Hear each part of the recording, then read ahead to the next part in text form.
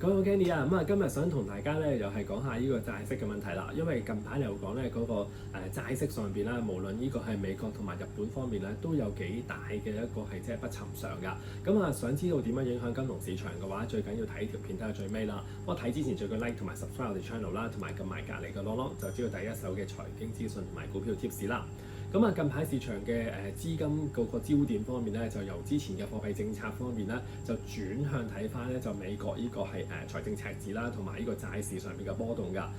睇翻除咗美國之外咧，其實日本上邊咧嗰個債券市場咧近排嚟講咧都係有個幾大嘅壓力喺度㗎。所以令到市場會擔心咧嗰個資金成本上漲嘅問題㗎。聯儲局方面咧亦都係睇到佢哋似乎咧短期裏邊咧減息機會都係大大降低㗎啦。所以就令到市場上邊咧就係對嗰個係債息上邊咧都係睇得比較係悲觀少少㗎。不過咧就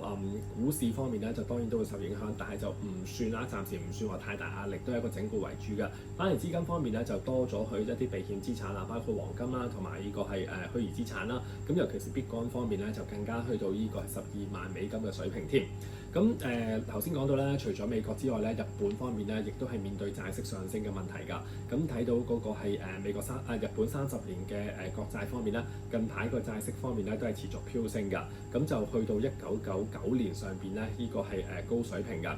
當然上升有幾個原因啦，包括就係佢哋個20年國債拍賣方面咧，嗰個成績就唔係太理想啦。另外咧就因為實貨貿方面咧，亦都係為咗選舉啦，就係似乎有一個減稅嘅方案㗎。市場咧亦都開始擔心日本嘅財政赤字嘅問題啦。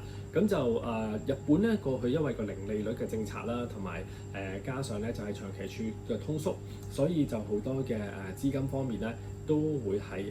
配置喺一啲係債券上邊㗎，尤其是保險公司㗎。但係就而家睇翻咧，就因為嗰個係日本有通脹嘅上邊嘅壓力喺度啦。但係如果係嗰個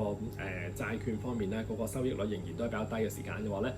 就可能會出現咗個負回報，令到資金咧就離開個債券市場，就令到債價係跌啦，同埋債券嗰個拍賣反應就唔理想㗎。反過嚟咧就令到債息係上升㗎。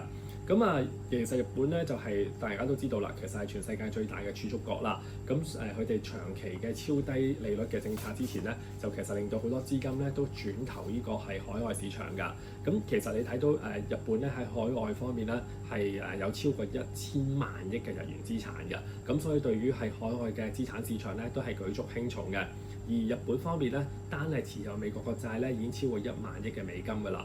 另外亦都係持有好多唔同國家嘅國債方面咧，都去到一個雙位數字嘅水平喺度㗎。所以如果啲資金方面咧係因為日本個債息上升而導致到咧有個資金嘅流向嘅轉變，係轉投翻呢個日本嘅國債咧，對於環球資本市場咧都有一定嘅影響嘅。另外講翻美國上邊啦，剛剛上個禮拜就係呢個國會就通過咗咧就特朗普個減稅嘅政策啦。呢個減稅方面咧，再加埋佢之前咧就第一任上邊有推出嗰啲減稅政策嘅話咧，其實就令到咧市場又再次擔心翻咧美國嗰個財政嘅赤字問題，尤其是咧佢要將嗰個債務上限咧就調高4萬億嘅美金㗎。呢個消息亦都係令到咧美國嘅債券嘅孳息係上升㗎。見到30年期個國債方面咧個孳息去到5.1% 水平㗎，另10年期方面咧嗰個國債個孳息率咧都上升超過100點㗎，去到呢個4.6% 水平㗎。因為最主要你睇到美國方面咧，就其實近呢10年咧累積嘅嗰個係債務上邊嘅話咧，係遠遠超過過往200幾年嘅水平㗎。呢個咧都係導致到咧市場會擔心咧就係債券嗰個係息率咧嚟緊會再上升嘅風險。呢個咧就會令到咧市場就會擔心嗰個資金成本上邊嘅問題啦。所以點解今日咧就同大家會再詳細剖析呢個係美國債券嘅孳息同埋日本債券嘅息率咧，就係會對於個環球資本市場方面咧，尤其是資金嘅成本造成一定影響。所以今個禮拜咧，我相信市場嘅焦點咧就會睇翻美國嘅國債孳息咧會唔會再上升啦，同埋日本嘅情況㗎。